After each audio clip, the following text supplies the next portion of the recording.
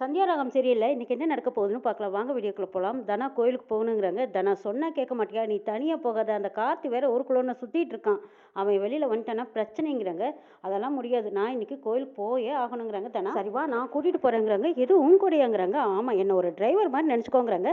சரி வரேன்னு பைக்ல போக சம்மதிக்கிறாங்க தனா. கதிர் பைக்ல தனா உட்கார்ந்ததுமே கதிர் மேல கை போடுறாங்க. தனா இப்பதான் கதிரை கொஞ்சம் கொஞ்சமா புரிஞ்சுக்கிட்டாங்க. புரிஞ்சுக்கிட்டதுக்கு அப்புறமா கதிரும் புரிஞ்சுக்கிட்டாங்க. இப்ப தனாவை சந்தோஷமா கூட்டிட்டு போறாங்க கதிர். தனாவை கதிர் கோயில்ல வாசல்ல இறக்கி விடுறாங்க. சரி நீ போய் சாமி கும்பிட்டு வாங்குறாங்க. ஏன் நீ சாமி கும்பிட மாட்டியா? நீயே என் கூட வந்து சாமி கும்பிடலாம் வான்னு கூப்பிடுறாங்க தனா. இல்ல தனா மாமாவுக்கு தெரிஞ்சா பிரச்சனை தானே. எதுக்கு தேவையில்லாத பிரச்சனை? நான் வரல நீ போய் கும்பிட்டு வாங்குறாங்க. பரவாயில்லவா ரெண்டு பேரும் சேர்ந்து சாமி கும்பிட்டு வரலாம் வான்னு கூப்பிடவும் கதிரும் தனாவும் போய் சாமி கும்பிடுறாங்க. தனா சாமி கும்பிடும் போது கதிர் நல்லவன் தான். அவன் கூட என்ன சேர்த்து வை. அப்படி இல்லைன்னா அவனுக்காவது ஒரு நல்ல வாழ்க்கை அமையட்டும்னு வேண்டிக்கிட்டு இருக்காங்க. சாமிக்கு சாத்தின மாலை எடுத்துட்டு வந்து இந்தாங்க நீங்க ரெண்டு பேரும் மாத்திக்கோங்க. புருஷன் மண்டாட்டி தானே மாத்திக்கோங்கன்னு கொடுக்குறாங்க. கதிர் தானே ரெண்டு பேரும் மாலையை மாத்திக்கிறாங்க. ஒரு அம்மா வேண்டுதல் முடிச்சுட்டு வந்து நிக்கிறாங்க. ஐயர் கேட்குறாங்க, என்னம்மா அடிப்பிரதட்சணை பண்ணி முடிச்சிட்டிங்களாங்கிறாங்க. நல்லபடியாக முடிச்சிட்டேங்க ஐயாங்கிறாங்க. இந்த கோயிலில் அடிப்பிரதட்சணை பண்ணி வேண்டிக்கிட்டீங்கன்னா உங்கள் வேண்டுதல் நல்லபடியாக நடக்குங்கிறாங்க. அவங்க சொல்கிறதையெல்லாம் கேட்டுக்கிட்டே இருந்ததானா, ஆமாம் எனக்கும் அடிப்பிரதட்சணை பண்ணணும் போல தோணுதுங்கிறாங்க. அப்படியா சரி வா போகலாம் அப்படின்னு கதிர் கூட்டிகிட்டு போகிறாங்க. அடிப்பிரதட்சணை பண்ணிட்டு இருக்காங்க. தனகாலிங்கம் ஒரு 4-5 ரவுடிகளை ஏற்பாடு பண்ணுறாங்க. இங்கே பாரியா இந்த கோயிலுக்கு தான் அவன் வந்திருக்கான். அதுவும் அவன் பொண்டாட்டி தனாவையும் கூட்டிகிட்டு வந்திருக்கான். அவன் திரும்பி வரும்போது கையை காலையெல்லாம் உடச்சி விட்டுருங்க. மூஞ்சி மவரி எல்லாம் பேத்து விட்டுருங்க. கதிரோட ஃபோனை செல்லில் வச்சு காட்டுறாங்க. இவன் தாண்டா ஆளுக்கு இது மிஸ் பண்ணிடாதீங்க. நான் சொன்ன மாதிரி கையை காலை நொறுக்கிடுங்கடா. அப்புறம் சம்பவம் முடிஞ்சதும் நீங்கள் பொள்ளாச்சிக்கு ஓட்டமாக ஓடிடுங்கடா. யாருக்கு நிலையும் பற்றாதீங்க. உங்களுக்கு சேர வேண்டிய பணமெல்லாம் தானே வந்து சேரும் சரியா அப்படின்னு சொல்லிட்டு மகாலிங்க அங்கேருந்து போகிறாங்க. விடுங்கய்யா எல்லாம் நாங்கள் பார்த்துக்குறோன்ட்டு போகிறாங்க ரவுடிங்க. கதிரும் தனாவும் சாமியை கும்பிட்டு முடிச்சதும் சரி போகலாமா தனாங்கிறாங்க. சரி போகலாம் அப்படின்னு ரெண்டு பேரும் வண்டி எடுத்துகிட்டு வரும்போது எதிர்வே ஒரு வண்டி வந்ததும் வேணுனே மோதுறாங்க. ஏய் பார்த்து வர மாட்டீங்களாடான்னு கேட்குறாங்க கதிர்.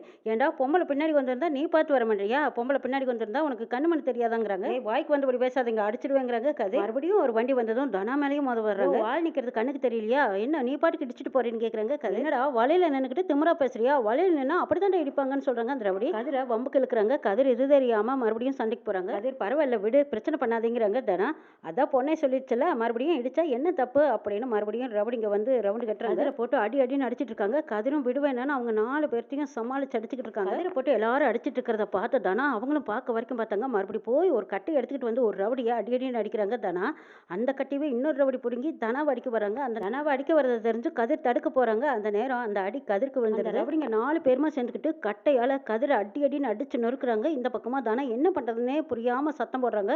கூட்டம் கூடுனதுக்கு அப்புறமா அந்த ரவுடிங்க ஓடிடுறாங்க. ஆட்டோ பிடிச்சு அழுதுகிட்டே கதிரை ஹாஸ்பிட்டல் கூட்டிட்டு வராங்க. கதிர் எழுந்திருக்கதுங்கிறாங்க. கதிர் வழியில துடிக்கிறாரு. தனா ஹாஸ்பிட்டல்ல கூட்டிட்டு வந்து அட்மிட் பண்ணிட்டாங்க. நீங்க வெளியில இருங்கம்மா நாங்க பார்த்துட்டு சொல்றோங்கிறாங்க. தனாவும் அழுதுகிட்டே வெளியில வந்து நிக்கிறாங்க. ட்ரீட்மெண்ட் முடிஞ்சதுக்கு அப்புறமா அவங்க கிட்ட கையெழுத்து கேட்கறாங்க. ஏமா நீ யாரு இவங்களுக்கு என்ன முறையாகுது கேட்கறாங்க. அதற்கு முன்னாடியே தனா நான் அவங்க பொண்டாட்டி தான் சொல்றாங்க. ஓ நீங்க அவங்க ஒய்ஃப் தானா? அப்படின்னா பரவாயில்ல. இங்க பாருங்க அவங்க ஒரு வாரத்துக்கு கையை காலை அசைக்காம பாத்துக்கோங்கிறாங்க. தனா சரி மாத்திரையெல்லாம் வாங்கிக்கிட்டு தனாவும் கதிரும் வீட்டுக்கு வராங்க. பால் தடம் போனதும் தனா நீ ஆட்டோவில் போயிரு நான் பின்னாடி வரேங்கிறாங்க. நீ எப்படி வருவ? காலில் அடிபட்டிருக்கு உன்னால வர முடியாது. 2 பேரும் சேர்ந்தே ஆட்டோவில் போயிடலாம் வாங்குறாங்க. மாமா பார்த்தாங்கன்னா பிரச்சனை ஆயிடும். நீ முன்னாடி போ நான் பின்னாடி எப்படியாவது வந்துடுறேங்கிறாங்க. நீ எப்படி வருவ? அதெல்லாம் முடியாது வா அப்பா கிட்ட நான் பேசிக்கிறேன். நம்ம 2 பேரும் சேர்ந்தே வீட்டுக்கு போயிடலாங்கிறாங்க தனா. கதிர் சொன்ன மாதிரியே தனா முன்னாடி வீட்டுக்கு வந்துடுறாங்க. சிவா வராங்க. என்ன சிவா நீ மட்டும் வர? எங்க ஜானகி கோயிலுக்கு போயிருக்கதா சொன்னாலே அவளை கூட்டிட்டு வரலையாங்கிறாங்க. அண்ணி என்ன முன்னாடி போக சொல்லிட்டாங்க நான் வந்துட்டேங்கிறாங்க சிவா. தனா வீட்டுக்கு வந்ததுக்கு அப்புறமா கதிர் வரலையேன்னு எட்டி எட்டி பார்த்துட்டு இருக்காங்க. கதிரும் பின்னாடியும் ஆட்டோவில் வந்து இறங்குறாங்க. மணிவண்ணன் பார்த்துட்டு யாரோ வந்திருக்காங்கன்னு வெளியில வந்து பாக்குறாங்க. கதிருக்கு அடிபட்டு இருக்கிறத பார்த்துட்டு டே கதிர் என்னடா ஆச்சுன்னு பதறி போய் ஓடி வந்து டே கதிர் ஏண்டா உனக்கு என்னடா எப்படிடா ஆச்சு அப்படின்னு கைதாங்களா கூட்டிட்டு போறாங்க. கதிருக்கு அடிபட்டு இருக்கிறத பார்த்து வீட்டுல இருக்கிற எல்லாருமே பதறி போயிடுறாங்க. கதிர் உனக்கு என்னடா ஆச்சுன்னு கேட்கறாங்க. வண்டியில இருந்து கீழே விழுந்துட்டேன்னு சொல்றாங்க. கதிர் இல்ல உன்னை பார்த்தா அப்படி தெரியலையாங்கிறாங்க. பத்மா எங்கேயோ போய் யாருக்கிட்டயோ பிரச்சனை பண்ணிட்டு அடி வாங்கிட்டு வந்த மாதிரி எல்லாம் இருக்கு. பத்மா என்னடி பேசிட்டு இருக்க? அவனே வண்டியில இருந்து கீழே விழுந்திருக்கான்னு சொல்றான். நீ பாட்டுக்கு ஏதோ கற்பனை பண்ணி பேசுறியாங்கிறாங்க. இவனை பார்த்தா வண்டியில இருந்து விழுந்த மாதிரி தெரியல. யாருக்கிட்டயோ பிரச்சனை பண்ணி யாரோ நல்லா அடிச்சு விட்டுருக்காங்க அப்படிங்கிறாங்க பத்மா. இவனால ஏதாவது ஒரு பிரச்சனை வந்துகிட்டே தான் இருக்கு. வீட்டுக்கும் அவமானமா வந்து சேருதுங்கிறாங்க பத்மா. வாயை முடிக்கிட்டு பேசாம இருக்க போறியா இல்லையாங்கிறாங்க. ஆமா இவர்னால நம்ம எதுவுமே பேச முடியல கேட்க முடியல. பேசினாலும் நம்மளை அடக்கிட்டே இருக்காருன்னு நினைக்கிறாங்க பத்மா.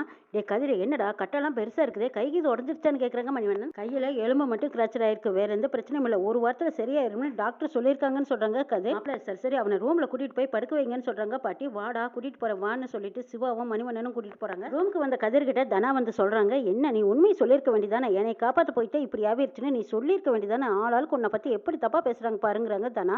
அது என்ன புதுசா? பரவாயில்ல பேசிட்டு போறாங்க விடுதானாங்கிறாங்க கதிர். உண்மையை சொல்லியிருந்தா உன்னை பத்தி புரிஞ்சிருப்பாங்கல்லன்னு சொல்றாங்க. பரவாயில்ல புரிஞ்சுக்காட்டி பரவாயில்ல. முக்கியமா புரிஞ்சுக்க வேண்டியவங்க புரிஞ்சுக்கிட்டா போதும். எல்லாமே கொஞ்ச நாளைக்கு தானே நான் இங்க இருக்க போறேன். அதுக்குள்ளேயே யார் புரிஞ்சுக்கிட்டா என்ன புரிஞ்சுக்கலைன்னா என்னங்கிறாங்க கதிர். திட்டு வாங்கி எனக்கு பழகி போச்சு. உண்மையை சொன்னா உன்னைத்தான் திட்டுவாங்க. விட்டுரு இதை அப்படியே சரி இரு வரேன்னு சொல்லிட்டு தனா போய் ஜூஸ் எடுத்துட்டு வராங்க. பின்னாடியே பத்மா வந்து பாக்குறாங்க. யாருக்கு ஜூஸ் எடுத்துட்டு போறான்னு வந்து பாக்குறாங்க. இங்க தனா கதிருக்கு தான் ஜூஸ் கொடுக்குறாங்க. சரி குடு நான் குடிச்சுக்கிறேன்னு முடிஞ்ச வரைக்கும் முயற்சி பண்றாங்க கதிர்.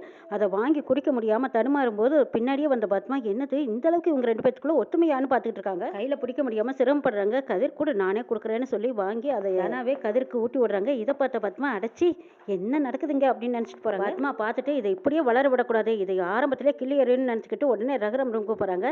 அண்ணே உங்களுக்கு காப்பி ஏதாவது எடுத்துட்டு வரட்டுமாங்கிறாங்க. அதெல்லாம் வேண்டாம் விடு பத்மாங்கிறாங்க. அண்ணே இங்க நடக்கிற கூத்தெல்லாம் உங்களுக்கு தெரியுமாங்கிறாங்க. அண்ணே கதிர் கீழே விழுந்துட்ட மாதிரி கட்டி போட்டுட்டு வந்திருக்கானே அதை பத்தி உங்களுக்கு ஏதாவது தெரியுமாங்கிறாங்க. அதுக்கு என்ன எனக்கு எதுவும் தெரியாதுங்கிறாங்க. எல்லாம் அந்த தனா மனசை குழப்பறதுக்கு தான் இப்படி ஒரு டிராமா பண்றானுங்கண்ணே. நீங்களே எப்படியாவது தனாவையும் கதிரையும் பிரிச்சு விடலான்னு நினைக்கிறீங்க. ஆனா அந்த மாயா வந்து எப்படியும் தடுத்தனே. தனா உங்க பேச்சை எப்பவுமே மீற மாட்டான். ஆனா இந்த கதிர் அவன் மேல இறக்க வரட்டும்னு தனா முன்னாடி என்ன டிராமா பண்றான் பாரு. தனாவோட மனசை மாத்தி இங்கேயே தங்கலான்னு முடிவு பண்ணிட்டான் போல இருக்கு. அவனுக்கு அடியெல்லாம் ஒன்றும் பட்டிருக்காது. சும்மா தானே கட்டி போட்டிருக்கான். பார்த்தாவே தெரியுதலுங்கிறாங்க பத்மா. மணிவண்ணன் அந்த பக்கமா வந்தவங்க பத்மா சொல்லிக்கிட்டு இருக்கிறது எல்லாம் காதுல கேட்டுறாங்க. நம்ம எல்லாத்தையுமே நல்லா ஏமாத்துறா. நீங்க கவனமா இருங்கன்னு பாத்துக்கோங்க. சரி எனக்கு வேலை இருக்கு நான் கிளம்புறேன் என்னன்ட்டு போறாங்க. பத்மா வெளியில வந்ததும் மணிவண்ணன் நிக்கிறத பார்த்து கருக்குங்குது. திரும்பி பாக்குறாங்க. என்ன பத்மா எம்பிபிஎஸ் நெல்லு என்ன பார்த்ததுமே கை கால் எலும்பெல்லாம் உனக்கு புரிஞ்சிருமா? கதிர் பாவம் அடிபட்டு முடியாம கிடக்குறான். அவனையே பார்த்து நீ சந்தேகப்பட்டு பேசிட்டு இருக்க. அப்படி என்னை பார்க்காத மூஞ்சிலே குத்திருவேங்கிறாங்க மணிவண்ணன். இங்க பாருங்க நீங்க வேணா அவனை நம்ப. எனக்கு அவனை பத்தி தெரியும். நல்லா நடிச்சிட்டு இருக்காங்கிறாங்க. ஆமா நீ உனக்கு எல்லாம் தெரிஞ்சு போய் பாரு பத்மா. தேவையில்லாத விஷயத்துல தலையிடாத போய் ஒழுங்கா வேலையை பாருங்கிறாங்க. ஆமா சும்மா எனவே ஏதாவது ஒன்று சொல்ல வந்துருங்கன்ட்டு போறாங்க பத்மா. அதோட விட்டாங்களா ரகுராம கையோட கூட்டிட்டு வந்து அங்க பாருங்கன்னு தனாவை எப்படி மாத்தி வச்சிருக்கான் பாருங்க அந்த கதிர்னு பாத்துட்டு இருக்காங்க. கதிருக்கு தனா சாப்பாடு ஊட்டுறாங்க. இது அந்த பக்கமா நின்று ரகுராம் பாத்துக்கிட்டே இருக்காங்க. பாசமா அந்யோன்யமா இருக்கிறத பார்த்து ரகுராமோட மனசு மாறி இருக்கு. அப்பா மட்டும் இல்லாதையும் பொல்லாதையும் ரகுராம் கிட்ட சொல்லி கொடுத்துட்டு இருக்காங்க. என்னெல்லாம் நடக்க போறங்கிறதையும் நாளைக்கு சொல்ல பார்க்கலாம்.